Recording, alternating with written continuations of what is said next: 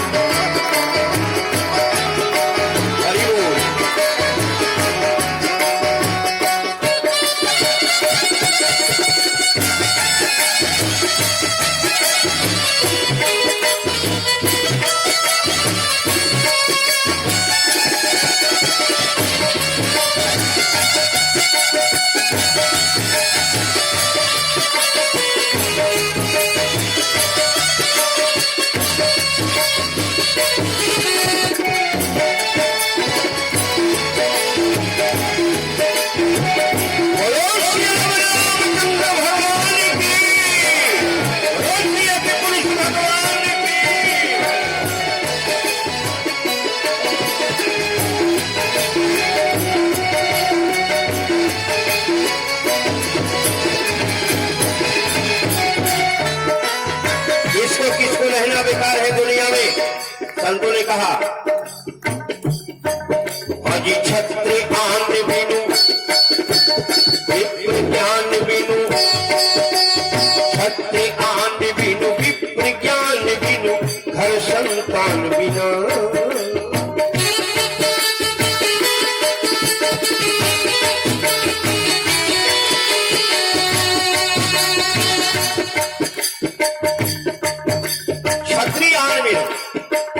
जिस छत्री में आन बान शान तान न हो वह छत्री बेकार।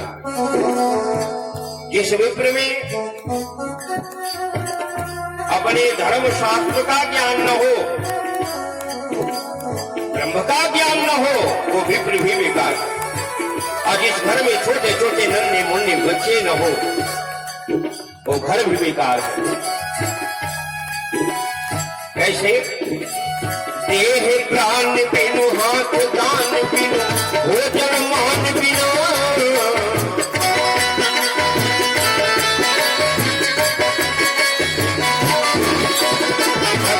आन बिनु विप्र ज्ञान बिनु, हर संतान बिना।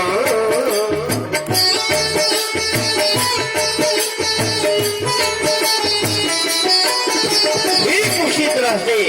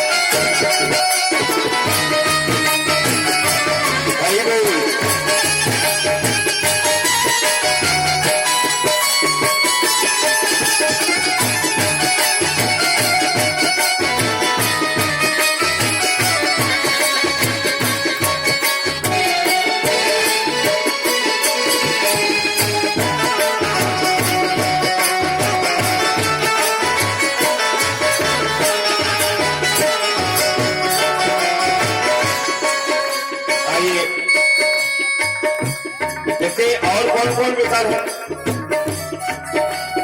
पंच पंख बिनु बिच्छू डंक बिनु, पंच पंख बिनु बिच्छू डंक बिनु, आरती शंख बिना।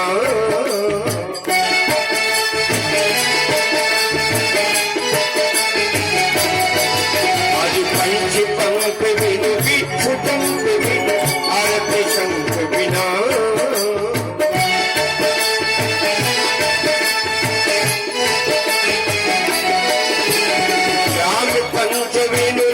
संत बिनु आदि अंत बिना,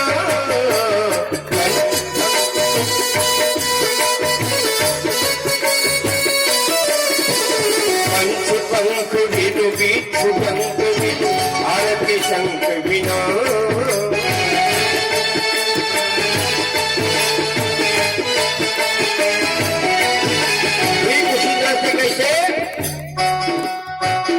भजन बिना नरवेशी जैसे,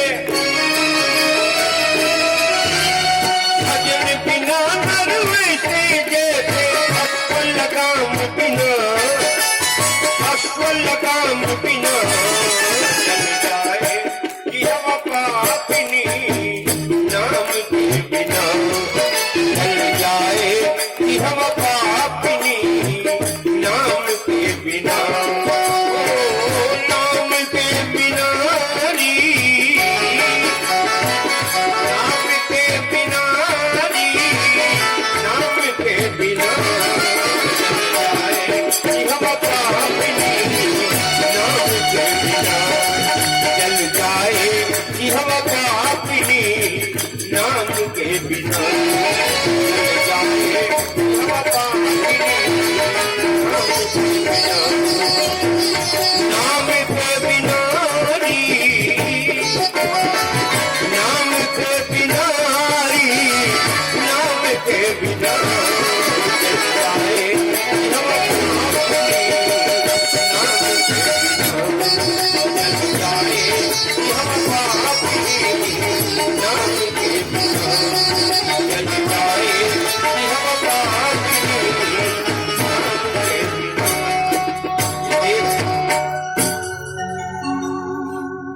कलयुग केवल नाम आधार, प्रभु राम के नाम ही एक आधार है कलयुग में साहब। ये कौन नहीं जानता है, ये बताने का चीज है। जब हम दुनिया से जाते हैं तो राम नाम सत्य लोग कहते हैं, राम नाम ही सत्य है। संसार के किसी देवता का पूजा करो लेकिन किसी को समर्पण कर दो, राम नाम ही सत्य है। अच्छा, तो जब राम नाम सत्य है तो सब जानते हैं। आज से नहीं, अनादिकाल से लोग कहते आ रहे हैं राम नाम सत्य है, राम नाम सत्य है, लेकिन जानते कितने लोग हैं कि राम नाम सत्य है? इसका कारण क्या है बोलो? रामचरितमानस में 2 औषधि प्रतिपादित है मेरे भाई। हम कथा भी सुनते हैं, कथा करते हैं, रोज कथा सुनते हैं, लेकिन हमारे ऊपर कितना असर होता है, कितना हम रामचरितमानस राम की कथा सुनकर सुधर जाते हैं, कितनी हमारे आत्मा में, हमारे हृदय में, हमारे जीवन में परिवर्तन होता है। कभी आपने सोचा है इसका कारण क्या है? अनंत समय चाह एक से एक प्रवक्ता बुलाया, आपने एक से एक कथा सुनी, बस इसी में रह गए। वो बड़ी अच्छी कथा कहते हैं, ये बड़ी थोड़ा कमजोर कथा, बस इसी में हमारा जीवन बीत गया। कभी हमने सोचा नहीं क्या कि रामचरितमानस की कथा सुनने से हमारे जीवन में क्या आया, हमने क्या पाया। 9 दिन हमने कथा सुनी, हम क्या पाए साहब? क्या हमने लिया वक्ताओं से, क्या हमने संतों से लिया? इसका मतलब कि हमने कथा नहीं सुनी। कथा अमृत रसासाद कुशल, कथा सुनने में कुशल होना चाहिए। यदि कथा सुनने में आप कुशाग्र नहीं है, कुशल नहीं है, तो आप न राम के बारे में समझ पाएंगे और न रामचरितमानस के बारे में समझ पाएंगे।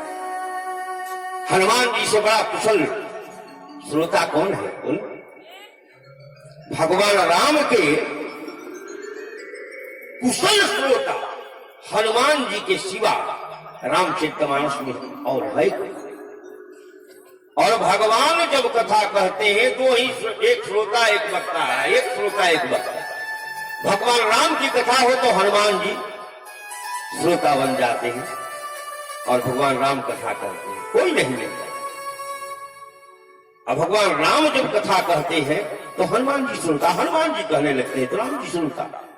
तो ऐसा कुशल होनी चाहिए। कथा सुनने के लिए कुशलता प्राप्त किसको होना है और किसको करना है? हमारे रामचरितमानस में 2 औषधि प्रतिपादित है। प्रथम औषधि है भगवान के कीर्तन, वो तो हम करते हैं, भगवान के कीर्तन हम करते हैं रोज 30 दिन ईश्वर के कीर्तन करते हैं। और दूसरा औषधि जो प्रतिपादित है वो हमारे जीवन में उतरता ही है। कीर्तन है, हम रोज करते हैं हरे रामा हरे कृष्णा हरे रामा हरे कृष्णा, लेकिन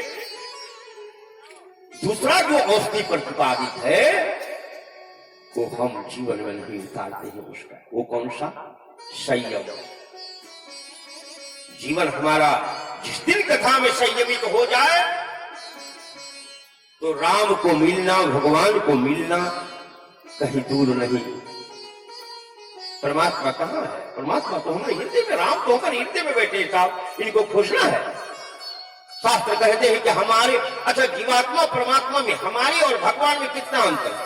बोलो। राम जी में, जीव में और शिव में, जीवात्मा में और परमात्मा में कितना अंतर है? एक बाल के कण, वो भी नहीं।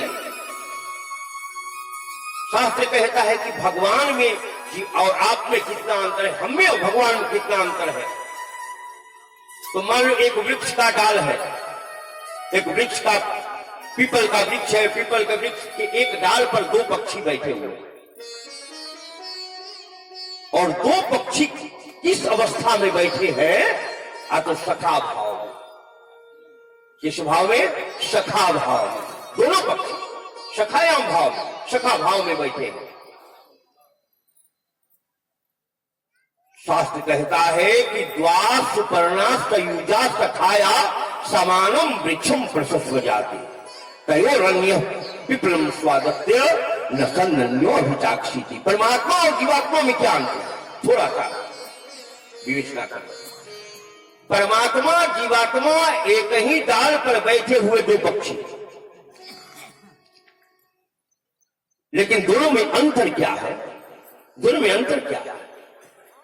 तो जीवात्मा रूपी पक्षी, एक पक्षी जो है जिसे हम जीव कहते हैं, जीवात्मा कहते हैं, वो पीपल के वृक्ष में लगे हुए गोद फल को खाता है।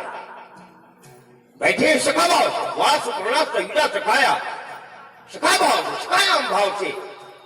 लेकिन अंतर दोनों में क्या है कि एक पक्षी उस गोद फल को ग्रहण करता है, खाता रहता है, और दूसरा पक्षी तटस्थ होकर के और उसके कर्मों को देखता रहता है। दूसरा पक्षी उसके कर्मों को देखता रहता है और जैसा वह कर्म करता है वह उसी के अनुसार उसके दूसरे जोनी में ट्रांसफर कर देता है। तो राम हमारे, बाबा कहते हैं राम हमारे हृदय में बैठे हैं, लेकिन राम करते क्या है? अरे बिनु पग चले सुने बिनु काना,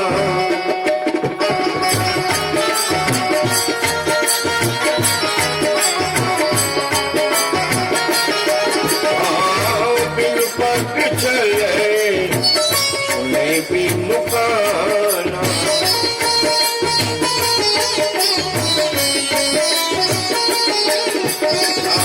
बिनु पग चले सुने बिनु काना,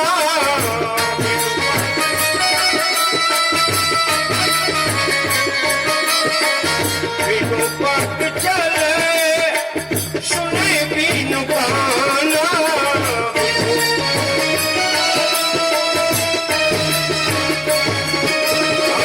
कर बिन कर्म